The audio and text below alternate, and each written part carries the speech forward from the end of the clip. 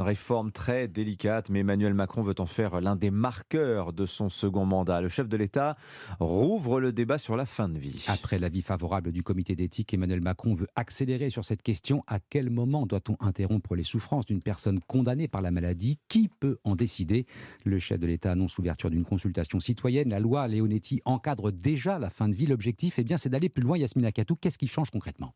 Eh bien, dans son avis, le Comité consultatif national d'éthique se dit ouvert à une aide active à mourir pour les patients dont le pronostic vital est engagé à moyen terme. L'euthanasie ou le suicide assisté pourraient être autorisés, de pratique interdite en France. Aujourd'hui, la loi repose sur l'accompagnement d'un malade dont le pronostic vital est engagé à court terme jusqu'à sa mort grâce à une sédation profonde.